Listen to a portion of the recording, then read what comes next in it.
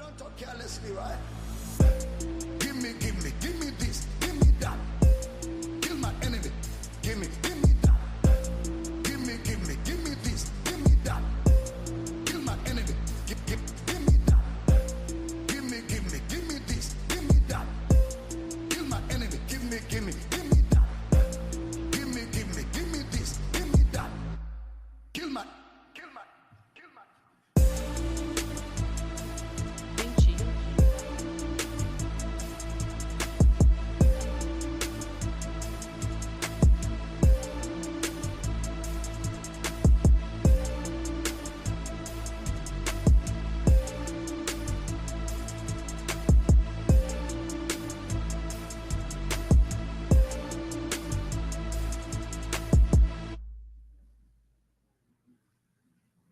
The day we stop this Christianity of meeting needs will be the day we enter correct Christianity. All this Christianity of gimme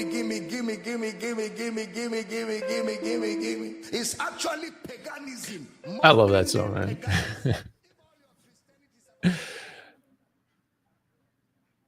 Oh, buddy, we can't hear you. Yeah, I muted myself so I wouldn't interrupt it. Well, hey, what's up, everybody? Saturday, a little later today. You're gonna notice we're working on some things. We're adding, like you can hear. Listen, hey, Chief, what's up, man? What's up, man? They added a Mexican to the podcast. Yeah, we got a producer. We made on sure the cheap camera. I'm just gonna be drinking coffee, doing nothing, guys. Thank you for this. I appreciate it. Well, so yeah, we're trying to kind of add to the team here, add some new stuff, which we'll go through. Animal later is going to kind of roll through some of the design stuff he's doing, which I think is kind of cool. I thought it'd be worth showing. And he's been using Blender to make graphics, and maybe he'll go into like how easy or difficult is it. And yeah, so we've got a couple things going on, which we've got Cake Wallet, of course, is our sponsor. We're going to start making even little commercials and shit. And I shouldn't have said that because that messes up YouTube. But Stack Mobile, which we're still working on stuff, we'll have like a discount code we're going to give you guys that gives you like an extra. If you've not looked at Stack Mobile, it saves you money on the phone. And so it's kind of fun. And then also some stuff with Indigo's new project. If you're not familiar with Indigo, he's a old Litecoiner. He's got a cool AI program he's using too. So we'll talk about those maybe another day, but we're making changes. We might have Indigo on the show eventually. Yeah, I hope so. But and I've seen his product; it's really great. So I think the community is gonna like it. It's unique. I don't think I've seen anything like it before. So, and useful. Yep, I've already used it a bunch of times. Yeah. So, yeah, the first thing I want to talk about, we don't have a long one today. We're probably just going to do a couple quick topics. We're still working on interviews. But I wanted to get into this AI conversation that's cropped up this week. Animal, I feel like is a more, maybe you're accelerationist. Yeah. You're embrace and move forward. And I'm maybe coming around to that thinking. But there was an article that came out this week from the New York Post. Let me see if I can pull this up. Of course, I pulled up the screen and I didn't go back and find the actual post because I'm an idiot. But hold on, let me. What's the name of it? It was about AI. Hold on. Just give me a minute. All right. I think I have it up. If you want to share the screen? Oh, do you? Do you have it? Go for it. Oh, see, then this is where Chief didn't want to be on screen, but now he's going to be on screen. Hang on.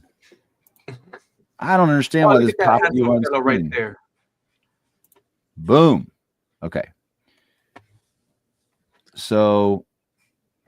Oh, that's not it. Hold on. I'm sharing the wrong screen. Oh, I gotta be careful with sharing the wrong screen. Clear your browser history, bro. It's so small. For real, I gotta be careful with sharing the wrong screen. Is it this one? No. Hold on. Just I got it. So if I add, I don't understand. I don't want this layout to change. But essentially, there's a big concern going on with the universities using AI, or I'm sorry, students using AI to kind of invalidate being at university, I guess is the best way to look at it. That doesn't look big enough, does it? See if I can Make your it. screen half size, the window half size, and Get rid of your it big should head. crop the post. Hang on, I'm working on it. We're gonna make a change. We're gonna update. Half size. What do you mean? Maybe Windows key left or right. What? Look at this. Left. Nope. That's because I'm on the other. Hang on. Yeah, you gotta select the window that you wanna partition. So why would this help? Oh, all right. Okay. So this Zito, I don't know who this guy is, but at Zeets, if you look him up, he cropped a spot from this part of it. As a computer science major, he depends on AI for his introductory programming classes. I just dumped the prompt into ChatGPT and hand in whatever it spat out. By his rough math, AI wrote 80% of every essay he turned in. At the end, I'd put on the finishing touches. I just put 20% of my humanity, my voice into it. Lee told me recently. Said he applied to 26 schools and didn't get in it, and into any of them after high school. Oh, never mind. This goes back to this past a little bit that he had gotten into Harvard, but then it got rescinded because of some prank he did or something. His personal essay, which turned his winding road into higher education into a parable for his ambition to build companies, was written with help from ChatGPT. Most assignments in college are not relevant. They're hackable by AI, and I just had no interest in doing them. And so this brought, a conversation forward. And I have this tendency, if you've been on here, if you know me, I like to be the devil's advocate. And, a lot of people are like, he says the kids are cooked, when I was teaching AP calculus last year, I gave a take-home test with an ODE on it. I don't know what that is. Do you know what that is, Animal? I do not. Let me check real quick. I'll Google it. This one group of kids, all of whom were already failing, handed it identical tests where they all used Runge-Kutta, which must be an AI, to solve a separable ODE and operate ordinary differential equation. Okay. And reported me to admin when I asked them to replicate it. So, yeah, obviously that's not a good, it's not good for this teacher. And my feeling on this has been that while this has happened quickly, I don't think that it's a problem for, I don't feel like it's a problem, if that makes any sense at all. It is the problem is, I think, that the school system just takes so long to adapt. Technology just outpaces the academic system in terms of how it evolves. And so what ends up happening is that the school system has to recreate their syllabus every year practically at this point in order to maintain relevance, right?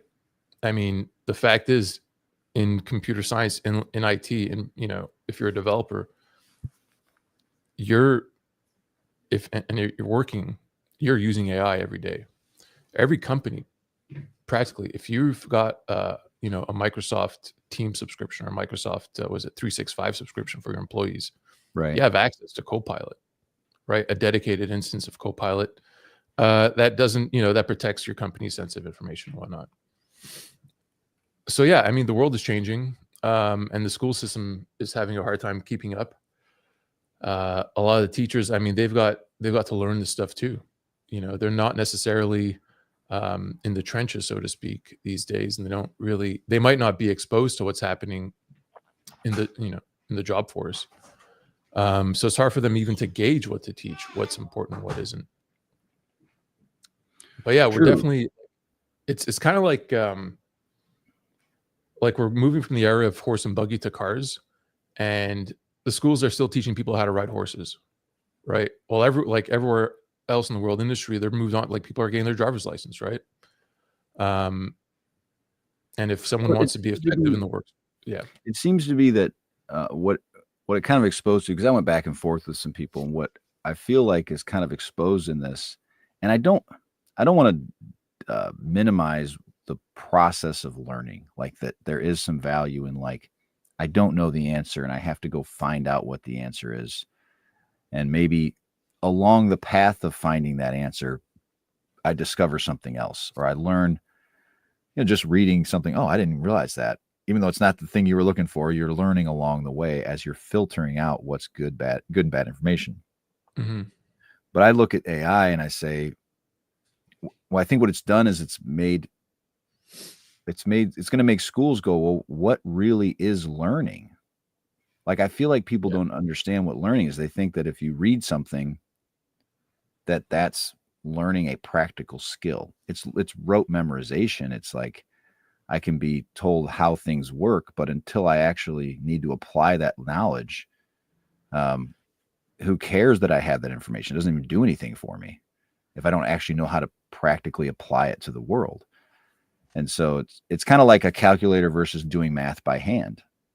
Is there value in you knowing? do get some satisfaction, right? When you solve a problem, when you've been struggling on something complex and then finally figure the solution out, you do also get the satisfaction, which is kind of stolen in a way, if you think about it, with AI doing all the work for you. What ages are you? What percent of ages are you guys talking about? Like 15 to 18, 20 to 25? Who's using this AI for their work or schoolwork? Well, this was they're doing it for like university. Their what are they doing it for?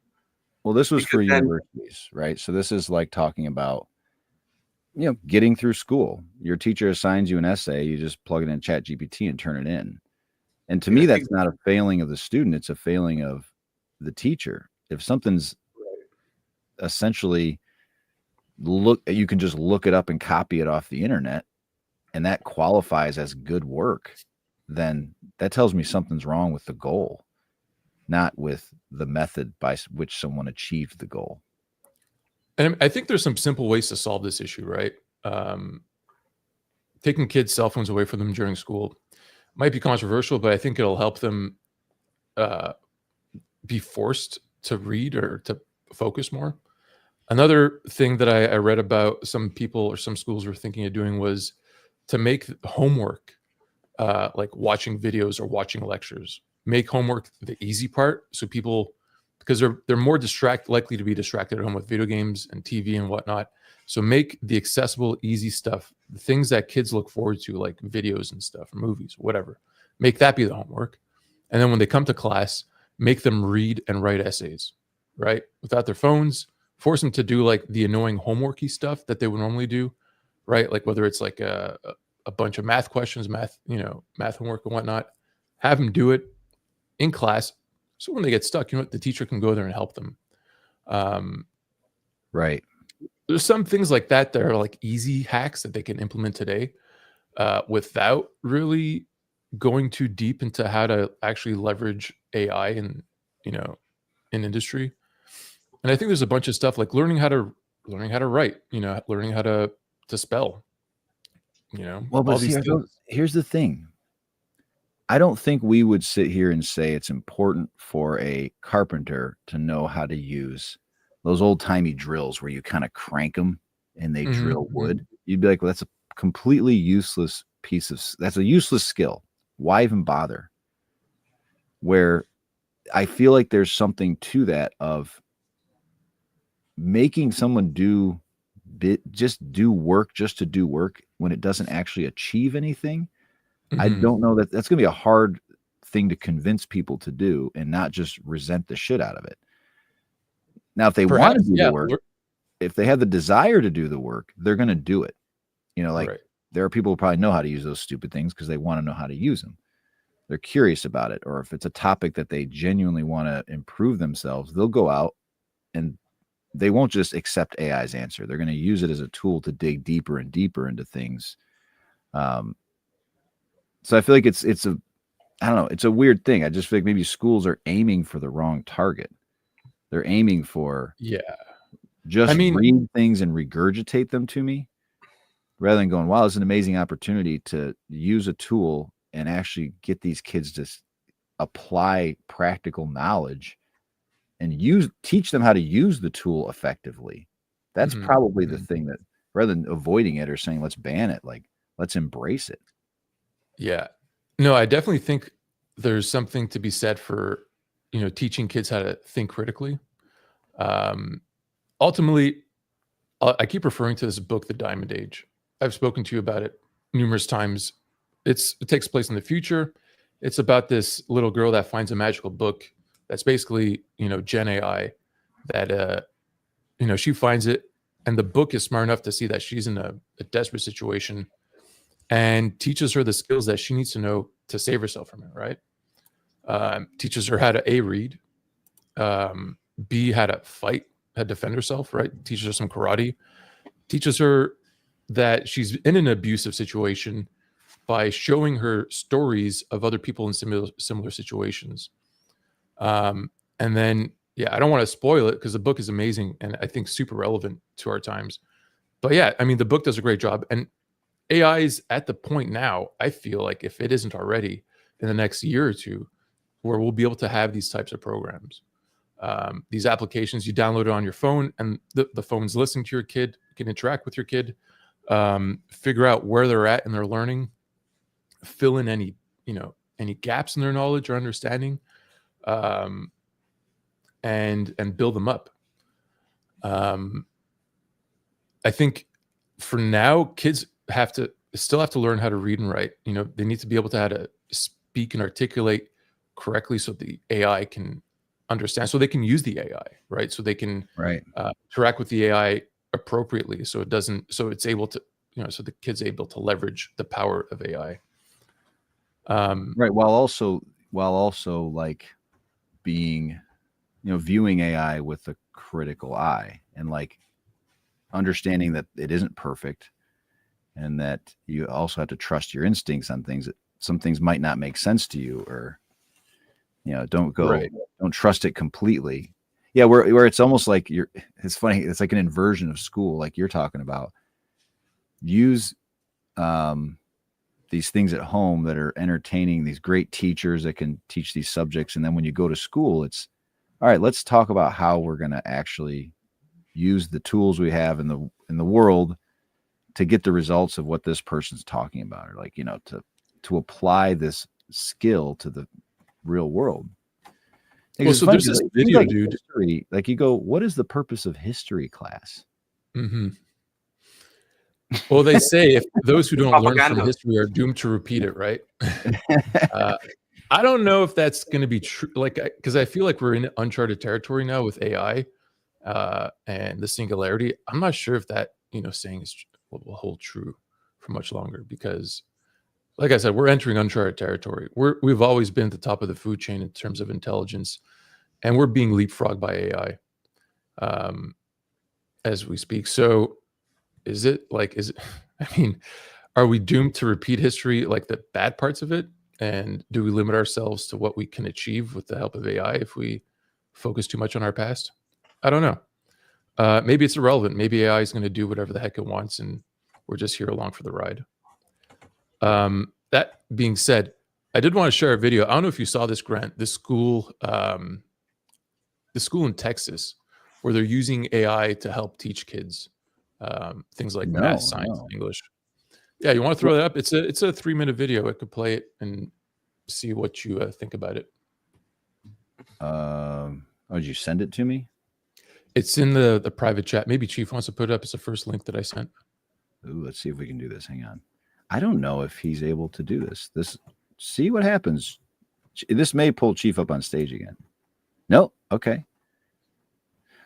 Well, yeah, and so after this, I do want to, because this is interesting in education, and then the other part was on a long thread about critical thinking. Are you seeing that, Chief? Do you know where the? No, I can't. I have the post up already. You can share it. No. Put it up on stage. Here, hold on. Oh, there you go. Hold on one second can you pause it real quick? Because I want to talk about this too, but then the critical thinking aspect of it, and like what people feel like it's going to be a dumbing down of people. So I'm interested to see this, because it's like it's going to show us, hopefully. By the way, I agree that it's going to be dumbing down people. Before we continue, I think you give students or quote unquote people too much credit.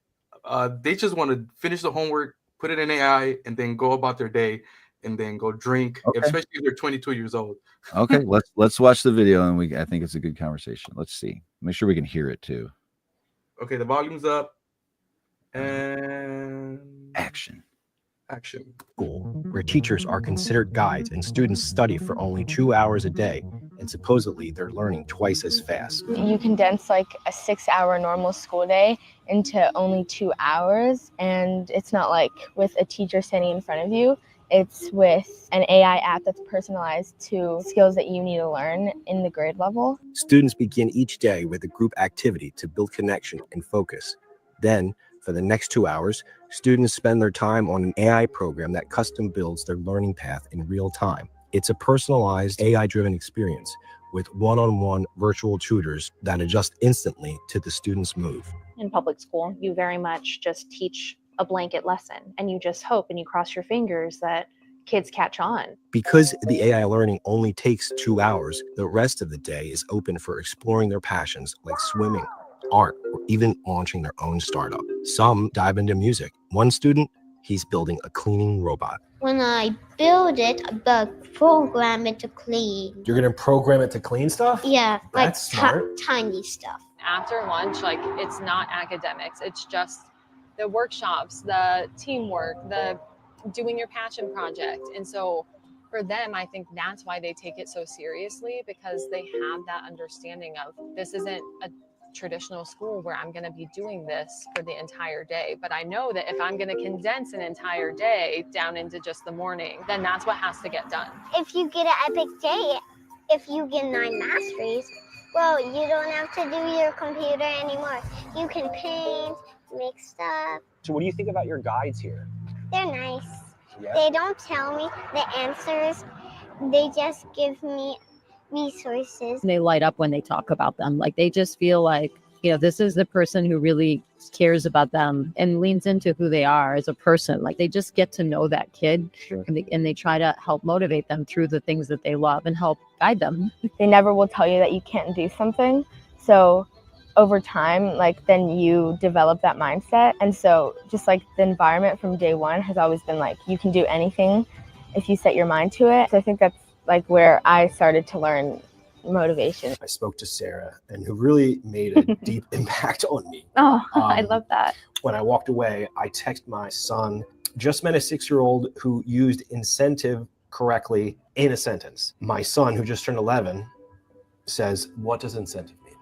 You're gonna make me cry. So that That's to me was like instantly verification that it's working. Something is working. Yeah, I feel like public schools need to have an open mind and really start leveraging the power of AI and individualized learning models.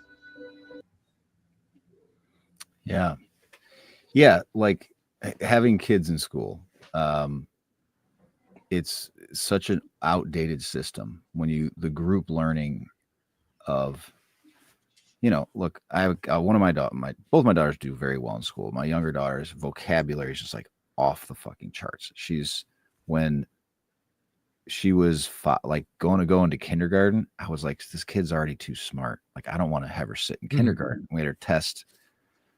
We didn't read to her as much as we read to the older one. And she was already in the 90-some percentile for second graders for reading before she went into kindergarten. So we were like, we're just going to test her out of kindergarten. And she just always uses words really, like she used a word last week where I was like, man, how does she know that word? Copious. We were having a fire and she was like, there's copious amounts of smoke, but no fire. I was like, why do you know this, right? She's 11. She'll be 12 in August. And I wish my cousin would talk like that, bro. Yeah, and school is so limiting. School, just like, she has to just sit through the classes while other kids have to learn this stuff. There's probably certain topics she's not as good at, right? And I look at that video and I go, man, that would be awesome for them to speed run things. I mean, you'd have Hmm. at 8, she could have been, reading and getting into things that would have they'll never approach, maybe even in high school, right?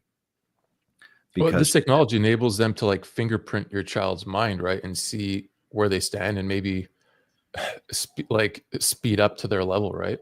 Like in your daughter's case. yeah, and the teachers are in an impossible situation because you have to Hmm. teach everybody, and there are kids that require more time, and we should wouldn't it be better to spend our efforts focused on the kids that need help as opposed to the kids that, oh, they got it, right? They get math. And then let the really successful ones go out and become great. And I think that's Right. the part that really strikes me is, I was thinking of an analogy when I was having some of these AI conversations with people, because they're just like, oh, it's not going to be good. It's not going to help. Basically, if it doesn't help everybody, then we should throw it out, as opposed to Right. realizing, like, if you get a very powerful person who's capable and intelligent, they can produce so much more than 100 people who are all kind of good. And I was thinking of, like, if you had a farmer that spent the time to learn how far apart should I put these seeds, when should I water it, when should I fertilize it, what different chemicals should I use, and when. That person produces maybe 5 times the crop of someone who's just throwing seeds randomly, right? And over time, that person's going to be much more financially successful and probably buy the land from the guy next to him, right?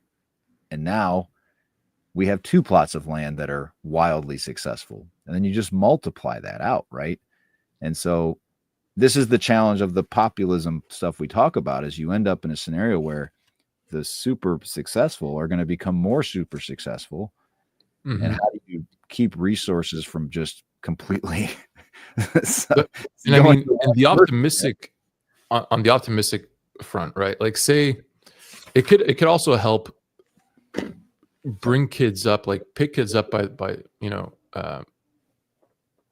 by their necks and by the rough of their necks, right? Like a young pup or something, and bring him to the level of everyone else. Say there's a kid who, okay, this is a silly example, doesn't know the word "the," okay, and you're Mhm. teaching this kid to read, and but he never was learned or taught the word "the," and so for his entire career in elementary school is reading things, but is missing the context that the word "the" provides. The AI will be able to spot that immediately, teach the kid the, because oftentimes you might be afraid to ask ask the teacher, or like to get help, or who knows, maybe he'll just, he's never been taught it and whatever. So you teach the kids that don't know the word the, and suddenly they're able to like take advantage of the rest of the class. Because if you don't know the basics, right, they can teach you whatever else they teach you down the road is going to be missed by the student. They won't be able to take advantage of that lesson. I did boys and, was it like Big Brothers Big Sisters? I did that for like a year or 2. Okay, cool. Parts was like to help them, to tutor them along. And this kid was like 13, 14 years old, super nice, outgoing kid, but it was very clear reading was a big issue. Like reading comprehension, even in junior high, you're going, how are you in junior high, right? And what, like you said, what happens is people just get passed along, or like they do well enough, but you realize, like, if you can't read and comprehend what you're reading, like it just all becomes like a fire hose. Like, how are you ever going to learn anything? Because you're just like, you can't progress to the next lesson. Yeah, you gotta get the basics first, at least. Yeah, so like this foundational problem, and you see like functionally illiterate, what is it, like some certain school districts, like 80% of the kids that graduate are functionally illiterate. And so when people, the individual attention you could give kids to recognize that the problems they have, and do so in a way that isn't like there's something wrong with you, or you're in trouble for it, or you're a bad kid. It's like, okay, hey, whatever, we meet you where you are.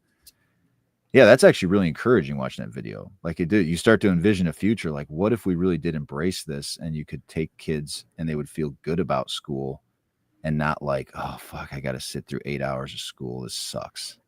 And another problem is that they're just kind of masking the problem, right, with this bell curve adjustment. If they see that half the class or more than half the class isn't up to scruff, right, they'll they'll basically like they'll adjust the score so that everyone with a C now gets a B, and people with D's and F get F and D's, or D's and C's rather. F and A. F and A. No, there was funny. There was like one of the people. I've seen that happen in my career, right? Where like the class that, you know, my cohort, for whatever reason, they weren't meeting expectations for like at the provincial level. And so the whole class, people that got A's, you know, they got their A's were like, instead of getting A pluses, they'll get A's. And, you know, the people that were getting F's and stuff, they were getting D's. So they didn't have this problem where they had to like hold back half the class, right, and put them back in grade 2. Right. They're kind of forced to push the kids up. Right. Even if even if the teacher is being ineffective or whatever, for whatever reason, the kids are distracted, or like Grand Theft Auto 6 came out and nobody had time to study. You know what I mean? It's kind of, well, and the incentives are wrong for teachers and school systems, where it's like, look, we need to have kids graduating. We can't say we've got a 20% graduation rate. Like, they can't, because then I'm the failure as the teacher. And I do think we do too often, we associate, hey, this school sucks, the teachers must suck, or the school, the superintendent sucks. You know, I have a whole thing about, I mean, education is, the school can only do so much. You know, the kids either generally they have it in them innately, or they don't. And then at home, are your parents trying to teach you? Are they there to help? There's so much going on in a kid's life that can decide if they're going to be successful in school or not. So yeah, I think to have something diet, diet as well, if they're eating a good breakfast. Oh, you I was gonna say that you took that away from me. I was gonna say the food that we eat is usually what takes away from our brain power. We get lazy when we get fried food and shit like that. Yeah, you get like that cereal that they advertise to kids, right? It's just they get a huge insulin spike halfway through the morning, right? And they're starving again by the time recess comes around. Well, and the other thing I think about with AI that I know, and I don't use it a lot, I use it occasionally. One of the things I really like about it is your ability to ask dumb questions like you're talking about, or even ask questions that if you had your regular teacher, they're never going to know. You know, you could, like you're in 2nd grade and they're talking about like music class, you know, here's the notes or whatever. And they talk about, this is a scale. Okay. I mean, that's all they do. But then there's an elementary school teacher. They're not like a music genius, but maybe if that kid's really intrigued by it, might go, well, you know, what other scales are there? What's a minor chord, or what's a augmented chord? And then it gets into music theory. And you go, because if the kid's got the curiosity, that's all it really takes, right? And with the curiosity, they have the motivation. And if they have someone there that can, you know, show them the way, they'll be more likely to go down that path, right, further on their own. Yeah, totally. It's an awesome point. It's actually taking the internet, to me, and making it way more useful. Like we always sat here, you know, again, my kids, they go, man, you got all the information in the world at your fingertips. Like, why? How do you not sitting on YouTube and learning shit all the time, right? That's what we assume, because we didn't have this stuff growing up. So we think, wouldn't that have been amazing? And they're not using it for that, because actually learning using the internet is still very difficult. And what schools have done, like my kids, like swear off AI. They've been told, like, don't use it, it's cheating. And so I'll be like, well, let's just look it up on AI. You know, and they're like, no, you can't do that. I'm like, but I'm not trying to get the answer to your question. I'm just trying to like maybe get us pointed in the right direction, get us to an article that we can use or whatever. But they've been, you know, because again, the school, I think in a way maybe feels threatened by it, or again, well, it's not compatible. The curriculum is just not compatible with AI. The second you introduce AI to it, it makes their learning structure ineffective. Right. It makes them boring and slow and yeah, because what they've put themselves in this position, and this is what got revealed to me in some of these threads when people start talking about critical thinking, is I realized that people think critical thinking or learning is having information presented to you and absorbing it. And that's all they look at as learning. And it's like, that's not, but you're not learning anything. You're just memorizing it. And that's how they create more useful idiots, Grant. I know. Well, and the thing is, the people that are so deeply into it, and who, this is Brett Weinstein talks about this all the time. And I'm sure there's a phrase for it that I should learn, but it's kind of this self-reinforcing thing that the people that have had success in the existing system are the ones that excelled doing things the way that they were told in the past. So you end up with a population of teachers and administrators who did that really well. And if you say, well, that's now junk, you're kind of saying everything you've learned your whole life is invalidated. And this guy, you know, this school comes in and just puts everything on its head. And rather than adopting it, they want to fight it. And you think instead about of leveraging the new possibilities that it provides, they're just shunning it, right? Yeah, because they look cheating. Like getting to the answer fast is a problem. That's what they're telling you. Grant, how old is the principal or the superintendent at your daughter's school? Well, I don't know. Probably 60, something like that. How old? Probably 60, I would guess. Yeah, that makes sense. I mean, they got him, you know, like so if I go over, you know, Toledo's across the river, that guy's probably in his 40s or 50s for a big school district. But it's not even that. Like because when Brett Weinstein talks about this stuff, he talks about it in research. And he says over time, there's things that you kind of learn are no-go zones, like certain topics you don't bring up. And if you do bring those topics up, like if you're a challenging thinker, you get kind of softly rejected by your peers, or your papers don't get published if you're putting things forward that are like really controversial ideas. And so what happens is the people that are critical thinkers that want to push forward outside of the norm, they kind of self-reject it. They go, this just isn't my world. I'm not going to learn anything here. Everybody's in groupthink. And the people who are really good at groupthink and that reinforce groupthink are the ones that stay. And they're the ones that get promoted. And they're the ones that select people below them that also excel at groupthink. And so it's you as don't if end the up with system like picks out people that are really good at memorizing stuff and following instructions and pushes them forward. And everyone else that maybe questions the curriculum or whatever it is they're teaching, the narrative, let's say, they get punished. Well, not only that. Is that what you're getting at? Yeah, not only that, they give you a piece of paper with a title and you're respected and you're a doctor, you're a PhD. I'm a PhD of economics. How can you question me? Like I've memorized the most of anybody. I passed You know the what I'm course, saying? yeah. I'm the most group thinky of them all. I'm not a challenging thinker. And then when the challenging thinkers come in, they go, well, this guy doesn't even have a degree. How are we going to listen to him? Right. Yeah. When you have a panel of experts with all the degrees. Yeah.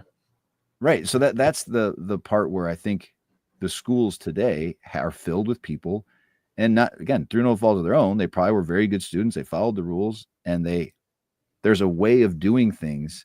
And when you say to them, this is what I was challenging. Somebody had said something about AI is going to destroy critical thinking.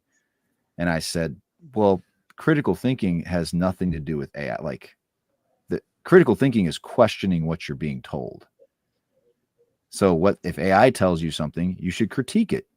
And that's what we should teach kids to do, is say, don't take its word for it. Dig deeper, explore what it means. You know, if it uses a phrase, well, what does that phrase mean? Why do you use that phrase? Where do you get that word from?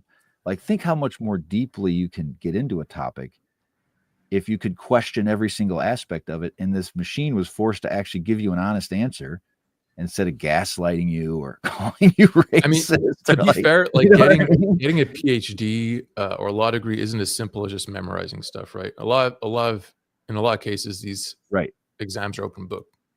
But say, for example, someone is getting their PhD in like the epidemic of diabetes, right? This whole thing that we're dealing with, the rise of diabetes, and you know, they're being forced on this path to focus on how to treat it, different medications, and like how to temper with insulin. But the second someone wants to explore the potential of maybe eliminating carbohydrates from someone's diet who's diabetic, they're not allowed to pass, right? They get filtered. They're like, no, you can't talk about changing, you know, the food pyramid. Are you kidding me? We need, you know, 6 to 7 servings of grains a day, carbs a day at a minimum. So the second you start to challenge these kinds of institutionalized norms, that's when we run into problems. Well, I think law is a really good example of this, because knowing the law is a big part of being a lawyer. Having it at your disposal and like understanding the relationships of laws to the real world. So recall is important, but I would say your greatest lawyers aren't the people who just know the law is memorized. They're the people that understand how it's applied and are very creative in the way that they link certain laws to each other. And that's not something you can teach. That's not something AI can even do. And I think you're hindering people if you go, well, he's not a very good memorizer of the law, so therefore he's a bad lawyer, where this kind of removes that. And someone might end up being a great lawyer, a better lawyer, because they aren't forced to sit there and dig through the textbooks all day. Yeah, for sure. It does enable things to be done more quickly and efficiently. It does empower people like lawyers and doctors and what's not.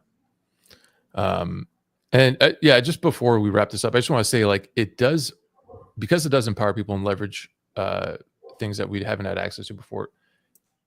In schools, for example, like that Alpha School we saw the video of, it opens up the opportunity for people to develop more interpersonal skills or other skills, right? So, and I think this is going to be an issue that we're going to run into, where we'll need less and less specialists because AI is going to specialize in so many things, and we'll need more and more people to be more human with each other, I guess, to leverage, the capacity for human beings to be emotionally receptive, responsible with each other.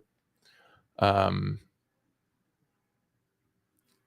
think we have to be moving in a more holistic, I want to say, direction as we go hand in hand with AI into the future, and think less, because capitalism has kind of made it so that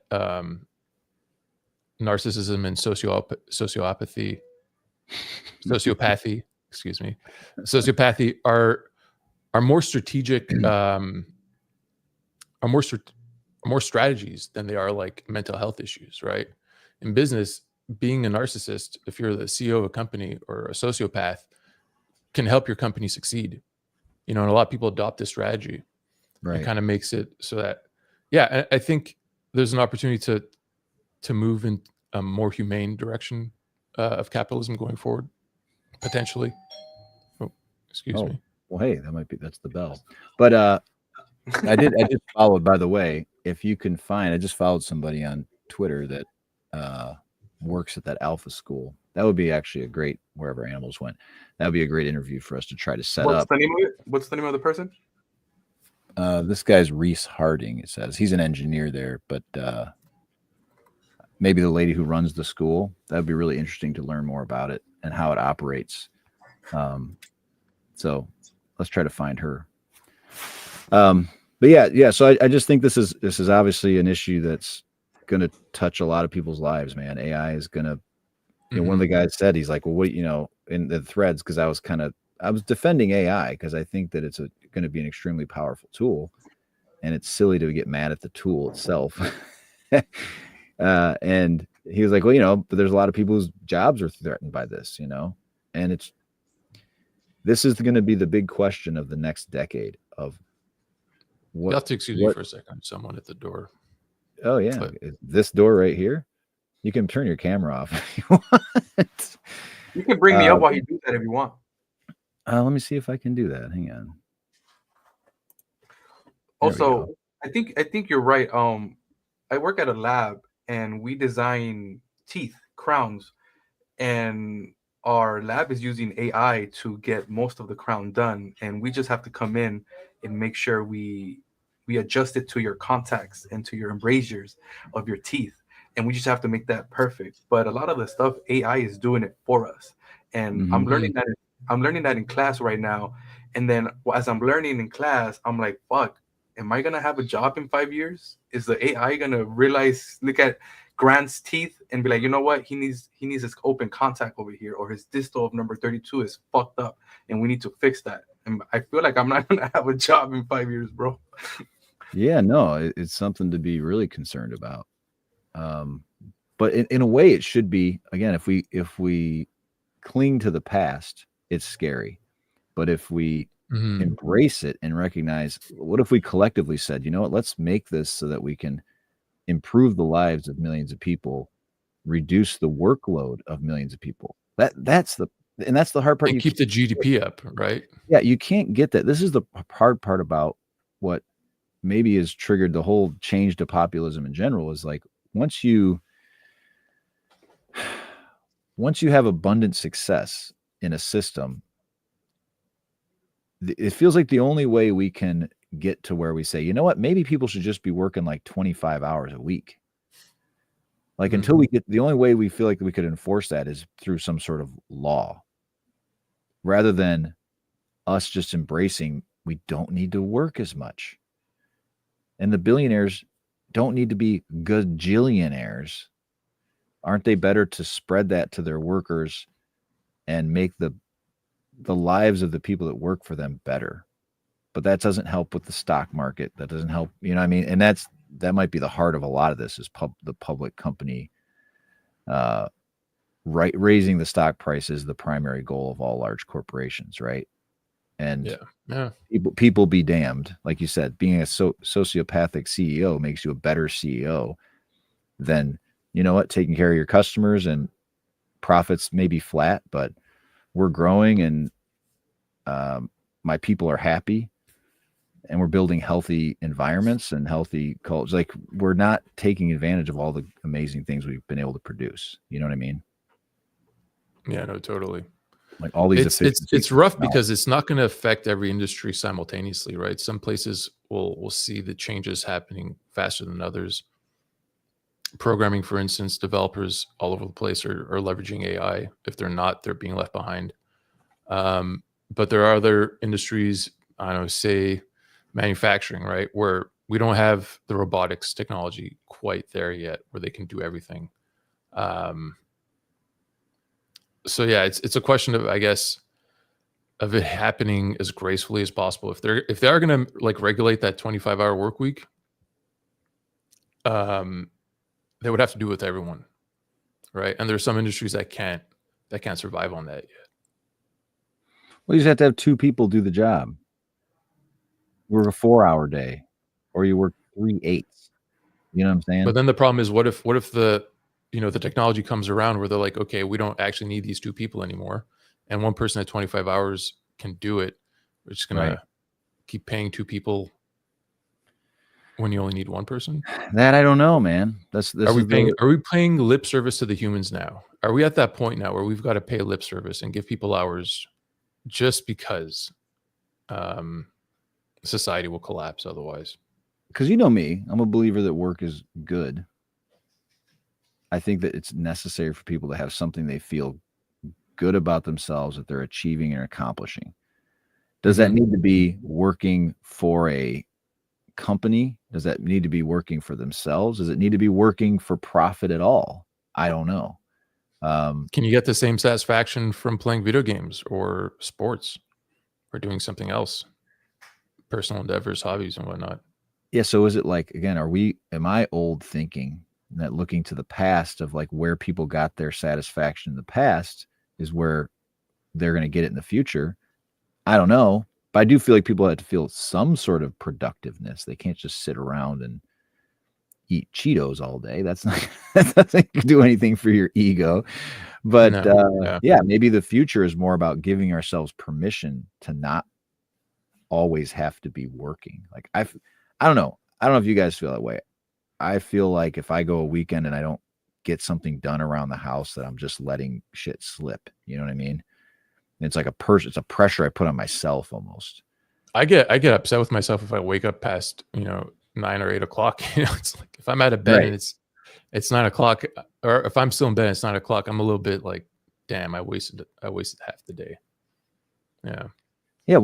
There's a whole nother conversation. That's maybe another episode of why is that? What's going on? What's up with that?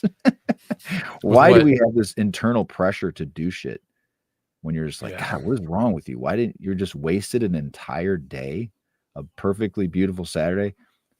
Even if it's like I could have gone to the park and gone for a walk and did something I enjoyed.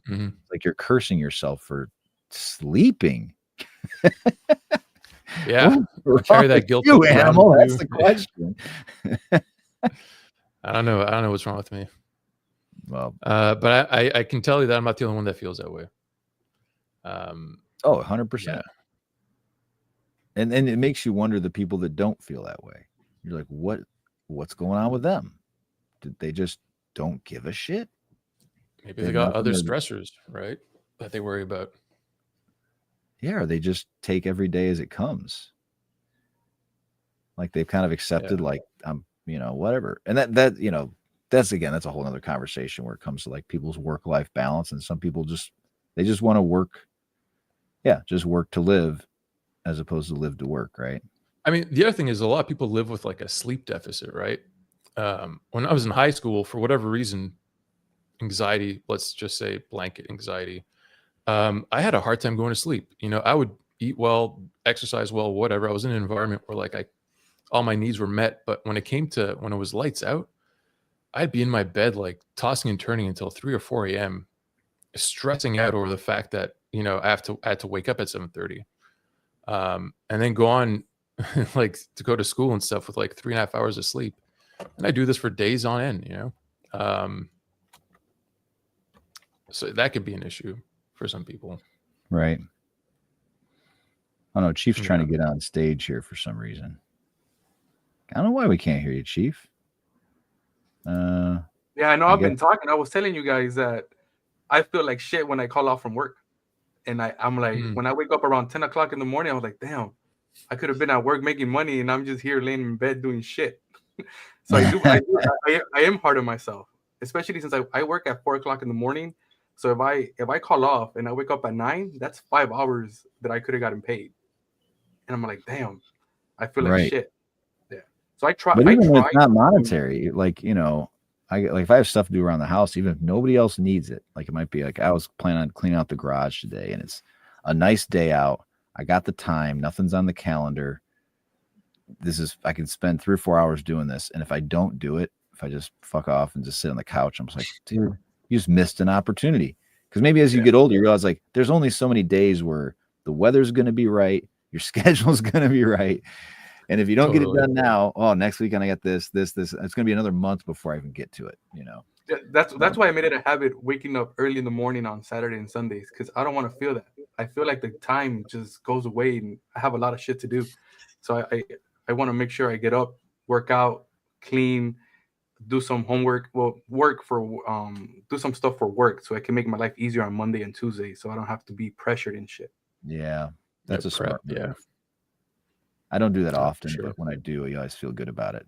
Just clean up your emails and shit. Yeah, my girlfriend doesn't like it because when she's here, I'm like, hold up, give me an hour. Let me clean up my shit. Let me get ready for Monday. She's like, no, let's go out. Let's go do this. It's Saturday. It's Sunday. Leave it for Monday. I was like, wait. And then she gets a little upset and then whatever. But she knows that it's good. She knows that it makes our lives easier and shit. Dragging you down, bro. I'm going to get that green screen going. I do like the green screen. You need lighting, by the way. The green screen. I know. Okay, just making sure, because you can get a green screen and it'll suck. Yeah, I know.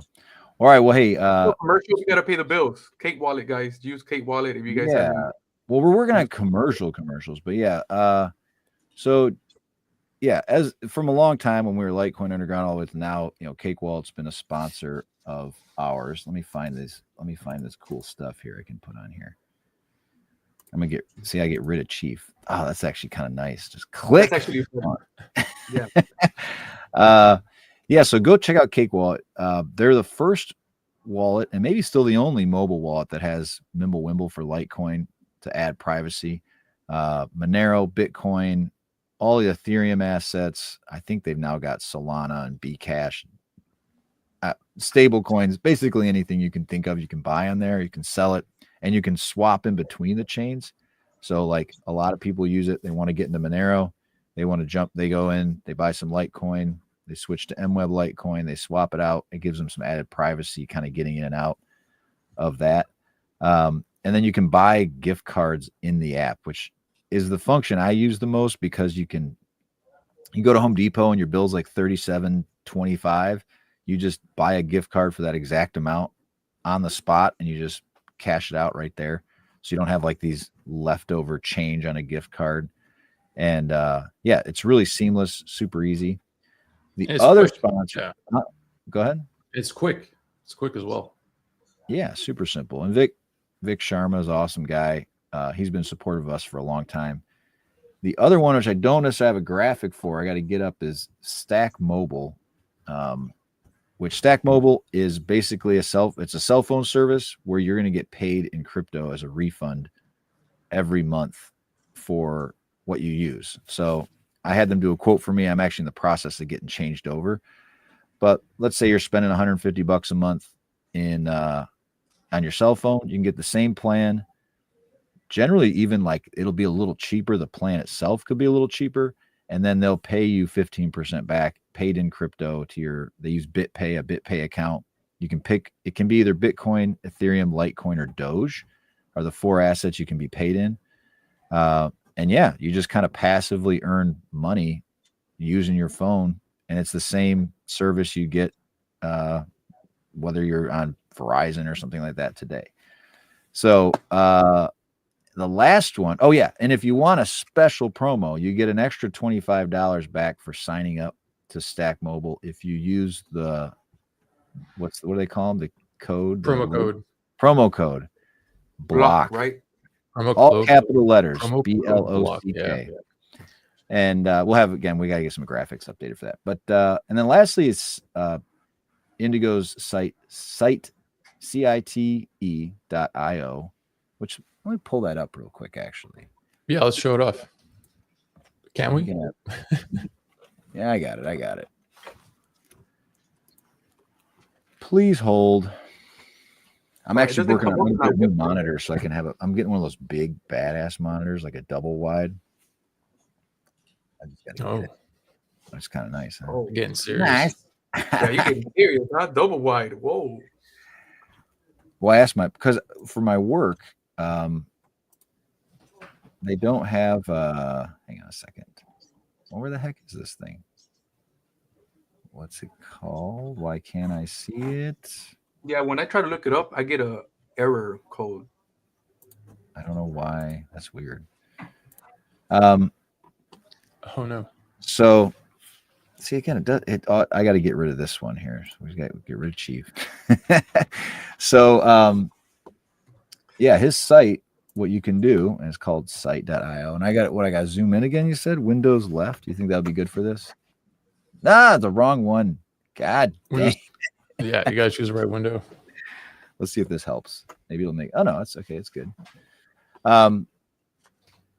Yeah, what you can do is you can take video or audio and essentially plug it into this thing, and it will spit out. It'll timestamp like different topics you have. It will. It can create articles based on what you're talking about, like a summary of everything you talked about in written form. Yeah, check out Vlad's video interview of Vitalik. Actually, have you seen this? No. The first source. Well, what about this? What is VPM? With me and Robbie Coleman. Okay, fine. Whatever you want. But I was listening to this week, and Vitalik, man, he's more of a Bitcoiner than most maxis are. You know that? Oh yeah. Hang on. Yeah. He's probably richer than more maxis are. Oh, definitely. Yeah, I don't know. Is he? I don't know. Yeah. He's doing all right. Yeah, he's not paying for food or anything. But so, yeah, what you see is that initially it does a summary, right? And that summary is AI generated. It's not something that Vlad wrote. And below that, if you scroll down, you'll see the different topics. Are you scrolling? Why is this not letting me scroll? Gotta use the middle mouse button. No, I know how to use the internet. Friends over here. Jesus Christ. Place your hand on the little mouse. So yeah, all these topics here. Yeah, all these topics have been generated by I believe it's Gemini 2.5 or something. And when you click on it, click on one of the topics, it expands the Let's say topic and gives co-founding Bitcoin Magazine. Let's do that. Boom. right. It jumps to the 5-minute mark, and then he's going to talk about it. You probably can't hear it though. Wait, So, yeah, without co-find Bitcoin Magazine? Yeah. See, there you go. I didn't know that. And it gives a little summary for that topic. So, you know, great for timestamping. Even like we can use it for our own videos, for our own podcasts. We don't need to, you know, we don't need a fancy editor to go in and review everything. We'll just use Gemini to timestamp it for us, get the topics down. Right, to pull. So yeah, really for content creators like ourselves, you know, you can get those clips nice and clean and not have to sit here. One of the biggest parts reason we've stunk, honestly, at editing, myself, I should say, is you got to go back and listen again to what you talked about, because when you're doing it, you forget, right? You don't realize what's a good spot. And so to be able to go, oh yeah, remember when we talked about AI? It's like a reminder of that stuff. So fine. Look, it won't scroll. I know how to use the internet here. When I go to the half screen, it doesn't let me scroll. Oh yeah. So Indigo, check Take out word for it. Fix Your Site. And before we leave, I think Animal wanted to talk about the SEC requests for public comments. I have that up if you want to share that. Oh yeah.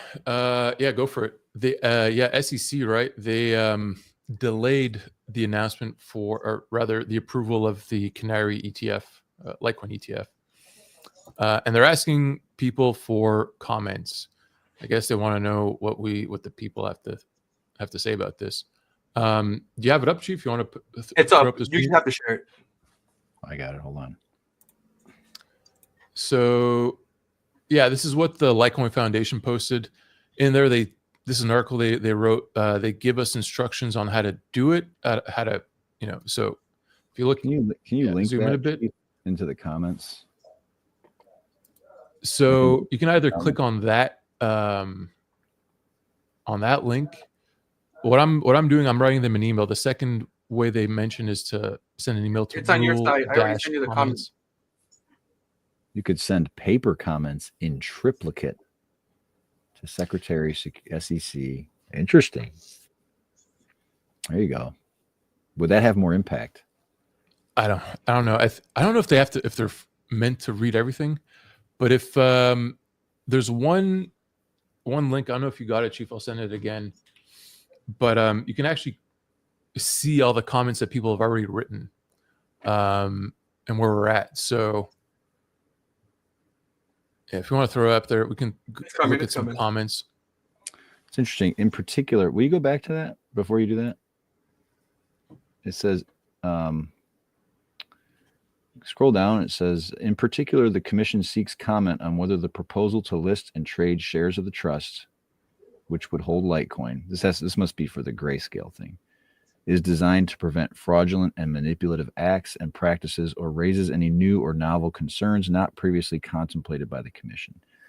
So yeah, I think the angle there is to talk about how, the LTCN, the trust itself gets manipulated because it's not directly tethered to a spot price.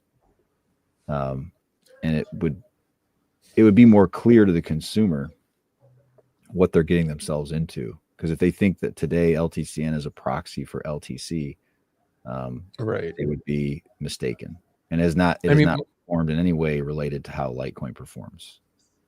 My concern is that these investment buckets, right, will be used to manipulate the price, similar to how some people say the price of silver has been suppressed, right? I'm hopeful that it won't be. And I would love to see that they maintain like a proof of reserves for each of these funds. I think that would be the best thing. If they could say like, this week we bought this many LTC, and have some kind of Merkle proof, right? Where you can go and validate for yourself that the coins are in fact in the wallets that they, that the amount of coins that they say they have are actually in their wallets. This technology enables that kind of verification, and I would hope that these ETFs take advantage of it. If I can give anybody advice, Go ahead, use AI for this and answer their specific concerns. Don't just talk about the history of Litecoin. Don't just talk about transactions and all that. Address their specific concerns. That's what. That's all. We've seen 2 of them in there. That's what they talk about, huh? Yeah, because people just plug in. It's the longest standing crypto. Yeah, and great. I think that's important that there needs to be some background to it. But if they have, And do we know if Charlie made a comment? I didn't see it. There's a bunch of anonymous things. One thing that's interesting is that you can simply take a good comment from this page, copy it, and send it yourself. And it'll, like, on their end, they'll see that 2 people submitted this, right? So it's like 2, it'll be like an upvote type of thing. These are all old ones. These are all back before the last one. Yeah. Yeah, there haven't been that many. There's like a dozen or 2, maybe 20 since February. More recent. Okay. Please approve the Canary Capital Litecoin ETF without delay. In principle and protocol, Litecoin is almost identical twin to Bitcoin. Its blockchain has never experienced any interruptions since its launch in 2011, which is true. All right, I'll make a comment. I'll try to write my own words and make a comment in there for you guys, for us. Yep. Thank you. Yeah, I'm writing something as well with a focus on its merge mining aspect and how that helps secure it. Here, what I want you guys We're doing good, by the way. The market. Do we know why we were pumping, or it's just we're just apparently pumping? there are a bunch of options that were set to close yesterday on Litecoin. That's why I read on Reddit. We got a comment from the audience. What do they say? The Populist Block. Oh, it's you. Okay. Yeah, I wanted to post when you post the links, I'm saying post them so the public can get to them. Yeah. Oh, okay. Okay. Yeah. Anything else you guys want to share? No. I think we're good. I think let's wrap things up. Like I said, go check out Cake Wallet, Stack Mobile. We'll have some more information coming up on them as well. And hey, I always say this: if you're watching, you want someone for us to interview, we're going to try to build this more around interviews, and we're moving in the right direction. So it was good having you guys on. And you got anything else you want to add before we go? No, hopefully next week we'll have some cool graphics to show you guys. I've been playing with Blender a bunch this week. It's interesting. Yeah. It's fun. And hopefully something cool will come out of it. I think it'd be nice to have a nice theme going. Our new logo is pretty sweet. Got this retro. Yeah, I really like the new retro vibe of the logo. And I think it'd be sweet if we kept that theme going throughout the rest of the episodes, Yep. But all right. Sounds good. Everybody take it easy. Thanks for joining, Chief. Have a good day. Bye. Take care, everyone. Bye.